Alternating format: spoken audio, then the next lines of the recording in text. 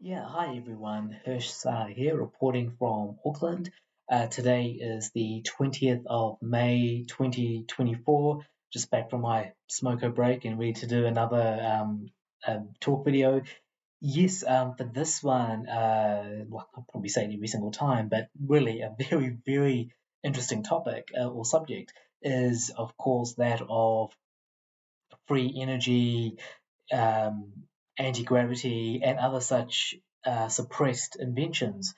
And we've all heard of it before, and I remember reading a lot about it when I was younger, and even sort of in more recent years, and wondering about it. And we've all heard about certain inventions that were suppressed, usually for certain commercial interests. Again, don't quote me on any of this because it's sort of based on things that I've read and that I've things that I've heard of, and I'm not entirely sure, whether they really existed or if it's just sort of a bit of hearsay. And also, I'm not entirely sure of the full or the certain details. But I remember hearing it was actually a New Zealander who lived in Wanganui, which is a smaller city in the North Island of New Zealand. And it was him living in Wanganui back in the 1970s who actually developed, for example, a motor or an engine that could run on water. That's what I heard. And as you would expect, certain things happened, and he just suddenly mysteriously vanished, and other things have happened as well, on different levels. Other similar events have happened, because obviously think about what that would do to the all powerful oil companies, obviously, and you hear of other such inventions as well. Like I remember hearing about someone inventing basically a silver sort of paint that, when applied to buildings such as houses and office buildings, when applied to buildings, it would be enough to really insulate those buildings. So you really wouldn't need any other form of insulation or even heating. It would basically keep those buildings warm inside. And of course that would be very, very useful in terms of saving on costs of insulation, installing insulation and maintaining it. And of course the cost of heating as well, the constant ongoing cost of heating. Um, we've heard about the old so-called, forgotten engine of hydrogen, having cars run on hydrogen, and that was never really introduced. Of course, electrical engines or electrical motors have been there for a very long time. In fact, electrical motors were there even before petrol ones were. The petrol internal combustion engine was introduced first in the 1860s. So to think we're still using a technology based on the 1860s today here in the 2020s. I mean, come on, surely we can do better than that. And I think we definitely can do better than that, and we should have, of course, done better than that. But unfortunately, certain interests get in the way, don't they? And at the end of the day, someone just has to make money, and whether it's at the expense of not only people's health in terms of pollution, but the whole planet in terms of all life on it, not just us.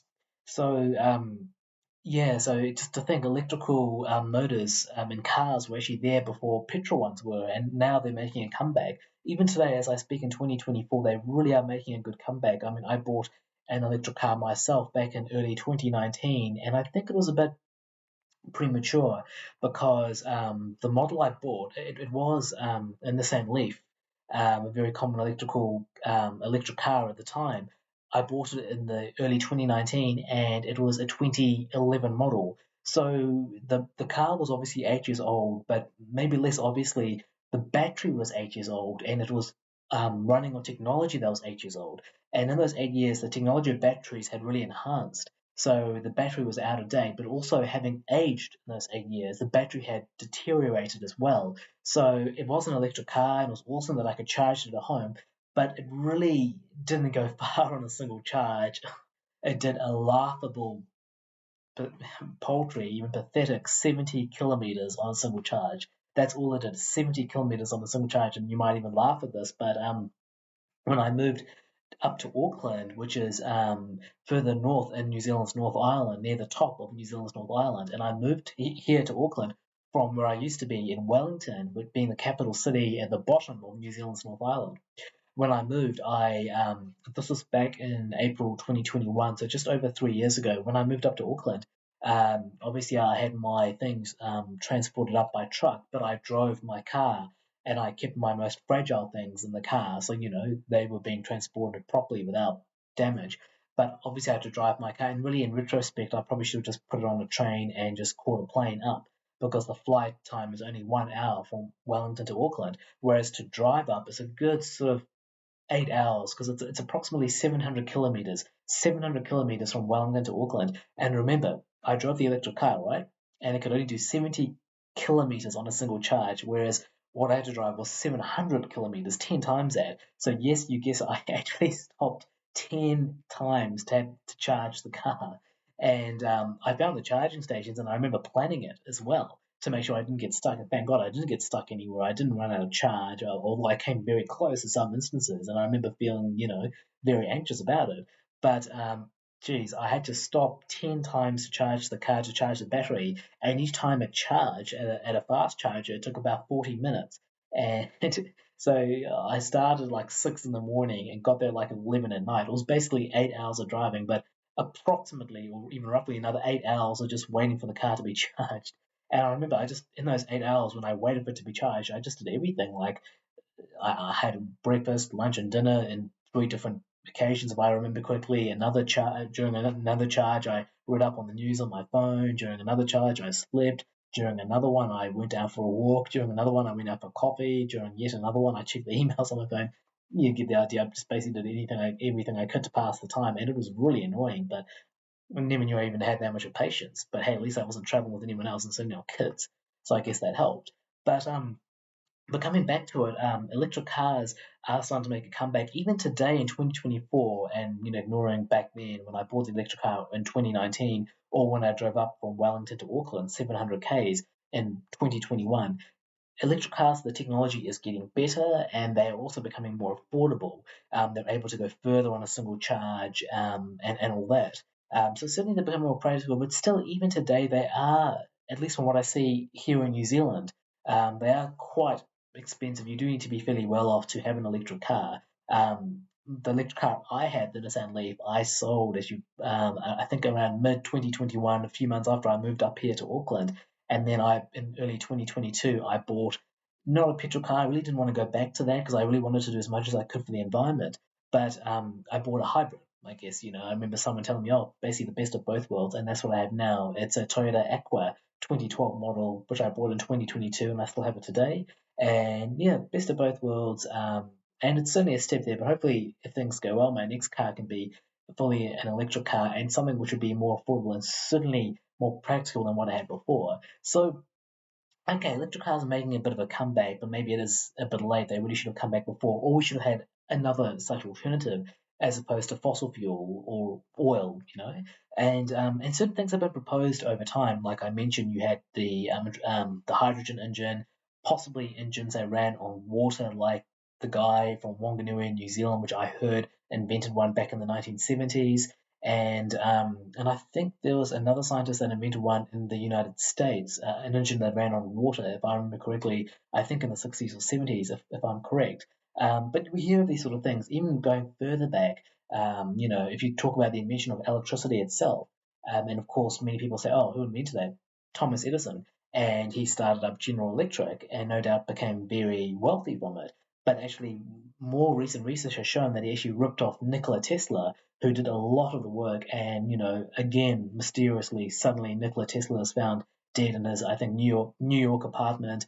And a lot of his papers had just been, had just, a lot of his research papers and his work had just disappeared. And a lot of people believe, a lot of historians believe it was Thomas Edison who basically ripped him off. And even Nikola Tesla once went to work for Thomas Edison, and he did a big job for Thomas Edison. And the job was supposed to pay him about $50,000. And this was, I think back in the late 1800s in New York, and $50,000 back then would be over a million today. And when Nikola Tesla went to collect payment, Thomas Edison just laughed him out of his office and say, "Oh, you don't understand American humor."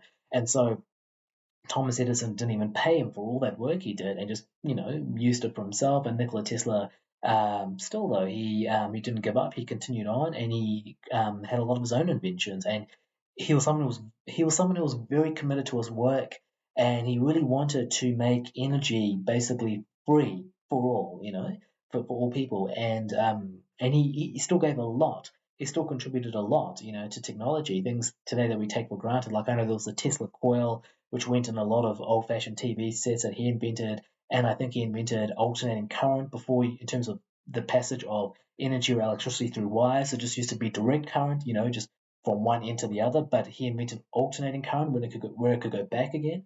And I think he even invented the radio waves that not only transport information but could even transport electricity. Imagine that if you could, through radio waves transport energy or electricity as well as just information, like things like what we hear on the radio, for example. If it could be more than that. I think Nikola Tesla did all that, and but it was very unfortunate. He put a lot into his life. He didn't even marry or have children, have a family, because he basically worked very hard on his inventions. But hey, what he did still had a lasting impact, still had a huge legacy, and I think we owe him a lot of credit. And also thanks to Elon Musk, as you've seen, he named his electric car company after Nikola Tesla, as of course it's called Tesla. So, but we hear a lot of stories like that with Nikola Tesla and what he did, and how very likely also ripped off by Thomas Edison. And we hear things about suppressed inventions like the engine that ran on water. And there's all that paint, which could be excellent insulation and heating for a building. But there's even other things. They've talked about anti-gravity, being able to, manipulate gravity. So, gravity goes in one direction, right? And it's caused by larger masses or weights. But imagine if you could manipulate gravity, so you could have it go in any direction you like, and if you still need a weight for it. And of course, that would help immensely. You can not only fall somewhere, but you could also go back up. And if you had anti gravity, you could create flying machines easily, even spaceships that could go into space much more easily than rockets today. And geez, if you had anti gravity and even free energy, you could easily do flying cars, flying machines, rockets that go into space and much further into space, maybe even faster to other planets and all that. What have you. Um, and free energy is another one that we've heard about for a long time. And the thing with free energy, it's a bit of a misleading concept. It's, as you know, energy is not completely free. You cannot just create or destroy energy. It's one of the most basic laws of physics. You can only transform energy. Energy can only be transformed, or transferred from one form into another. So, for example, when you have, say, energy in petrol, and it's basically what they call potential chemical energy. It's a potential energy in the form of a chemical, and then you burn it, and it creates, light, heat, and of course motion, movement, and that's of course what an internal combustion engine does. So energy can only be, transferred from one form of energy to another form. It cannot be created or destroyed. Or for example, sunlight. It's sunlight energy, and then through a solar panel, it's collected and transferred into electricity, for example. Or just like the natural way to do it, photosynthesis, how plants, transfer energy from the sun, solar energy, and use it to produce glucose, food, that we see in the form of plants and fruit. So you cannot just create or destroy energy, but the term free energy really means sort of no human input. So basically, energy that for us becomes free. And I guess a very easy and simple example of that is or are solar panels. Once you install them, you're up and away. The energy is just free, and it keeps collecting energy for your building or for your house. That's what solar panels are, a form of free energy. But they've talked about even cheaper and more easier forms of free energy. Unfortunately, the problem with solar panels is that the solar panel systems can be quite expensive to install, and you not only need the panels, but you need to be able to put it on a roof, and then you need to feed it into an inverter which converts the solar energy into proper electricity or electrical energy for use in your house or building. And then, of course, you may need a battery to store it in, and all the associated circuits and everything. So that can be expensive or costly to install. And usually people aren't able to put up the upfront cost for it. But they've talked about even cheaper forms of free energy, even much cheaper forms, and you just sort of have just one little panel, and it can absorb energy from just the surrounds. That's what I've heard of, and apparently, if you look it up online, there are a lot of plans for free energy devices or free energy inventions, even anti gravity and things like that. You probably, if you look it up, And if you research even further, you'll probably find again even plans for an engine that could run on water, or at least someone that's created plans for an engine that can run on water and who believes it could work, or perhaps works in under certain conditions or to a certain extent, if you know what I mean. It might not be the most efficient, but it might still work, and it might not be the smallest engine or the cheapest engine to produce, but it might still actually work. And some of the suppressed inventions for free energy, anti gravity, things like that, if you look up online, they've even got patent numbers associated with it. So some people have not only made these plans, but have even patented them, with the United States Patent Office. And as far as I know, patents go for up to 50, patents last for 20 years. Copyrights go for up to 50 years after you're dead. So that's copyrights, but patents last for about 20 years. So you might think, what if a certain patent has expired, for example? The other thing with patents is that they're only valid for the country in which they're registered in. I think you can do sort of international patents that are valid in, say, maybe not throughout the whole world, but through, say, a group of countries or more than one country. So that's something to look into. But I just always thought, wouldn't it be interesting if someone, I don't really have the expertise for it myself, definitely not, and I can't really afford to pay for the expertise. I once thought of that, but if someone could look up, these plans for suppressed inventions such as free energy devices and anti-gravity devices, and engines that run on alternative fuels, if someone could look them up and through their own physics knowledge be able to decipher whether or not they would actually work, that's one, and then see whether or not it's patented or currently patented. And if it's not currently patented, maybe you could patent it yourself and even make a fortune of it. Or perhaps if it's not patented in your own country, introduce it to your own country. It's just something I've always thought about, but definitely something I can't do on my own. I don't have that sort of physics knowledge, and I don't really have the funds behind me to do that. But it's just something I've always thought about. I mean, certainly that could be possible, even if not worldwide, just in a certain country that you're in, especially if the patent does not apply to that country and you're able to find some plans that do work and you're able to prove that they work, whatever necessary calculations or experimentation you have to do. So it's just something I've always had thought about because surely there might be, well, I'm not saying there should be something out there, but surely there very well could be something out there which is worth looking into, which could really work, which could give us free energy, or at least some free energy. Who knows? Maybe even anti gravity, and which could certainly help us. Maybe not completely solve our energy problems, but which could certainly help with them, and of course help with preserving the environment.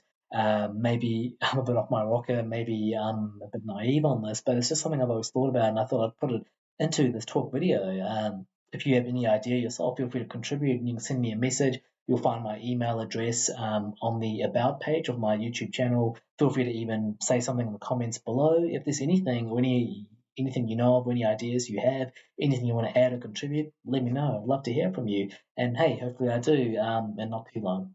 Thank you.